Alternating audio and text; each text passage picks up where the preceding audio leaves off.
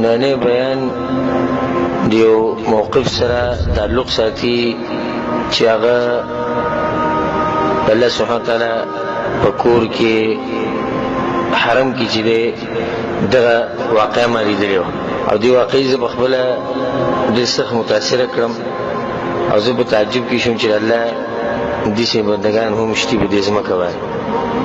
ځکه ما چې هغه واقع به ذکر کړو د هغې نه چې کوم عبرت اخیستی کېږي کومه فایده او مؤمنان یې داسې لکه الله سبحانه وتعالی په قرآن کې چې رباس کوي نو ان فی ذلک لعبرة لأولی الابصار یا اولی الالباب د عقل خاوندانو د سترګو خاوندانو ما یعقلها الا العالمون او هر ځای کې د عقل او د سوچ خبرې الله کړي نو مؤمن په ژوند کې چې سم د ده مخې ته راځي هغه د ده لپاره یو عبرت یو درس د مؤمن شان دغه واقعې زه په خپله ډېر سخت متاثر کوم کله چې ما دا واقعه ولیده هغه په حرم کې زه اودس ماتې له کوشم کله ما اودس ماتې وکړو چاردام مې وکړو هغه لاندې چت چې کوم دی په دې دورة میا کې کوم لاندې چت چې بلکل دی چې د هغې نه راوتم دی په وړو سره تاسو خیال کړی کله نه کله راځي کې خلک عطر خرڅوي د عطرو هغه دغه پروت دی ډبې وایي کې عطر پراته دي او کوم سړی چې خرڅوي هغه په ګوټ کې ناست خو دا خلک راځي د عطر لګوي ټول خلک راځي لګوي وځي څوک یې اخلي نه بیا ما سوچ وکړو چې کېدای شي دې سړي هسې ایښوي دي د الله لپاره او سړی د مخ نه ډېر ښکلی انسان ښکاره کېدو الله سبحانه وتعالی په قرآن کې سیماهم فی وجوههم من اثر السجود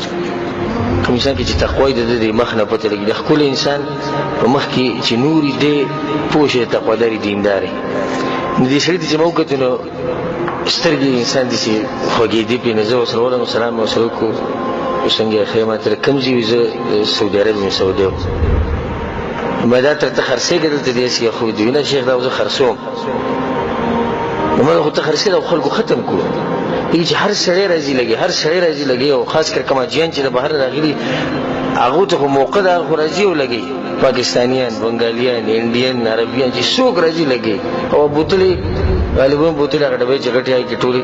ختمې شوي نو ما ته دوی ته ویولې نه یو څو سمپل بار کې ما ته وایي چې دې خبرې زه متاثره کړه ما ته وایي چې لانهم ضیوف الرحمن وایي زه دوی ته نشم ویلی ځکه چې دا د الله مېلمانه دي زه شرمېږم د الله نه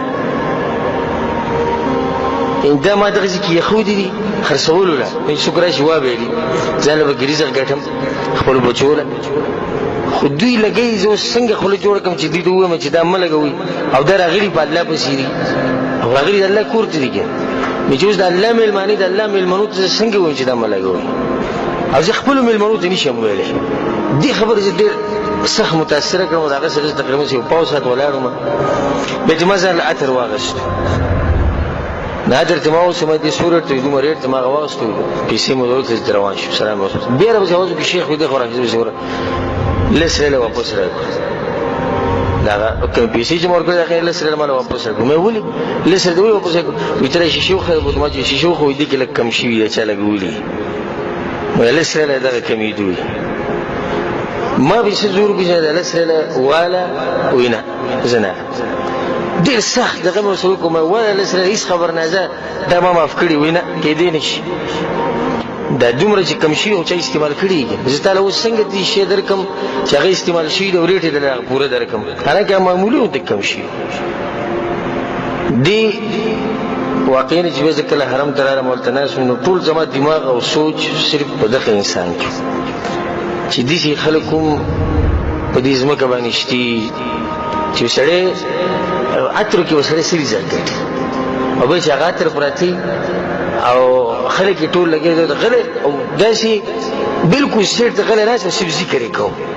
سبحان الله استغفر الله سبحان الله استغفر الله زه ورغلم کېناستم زه دوی ته نشم د الله مېلمانه دي او زما دغه رزق ته به دې ځای کې بس څه میلاو شي د دې واقعې نه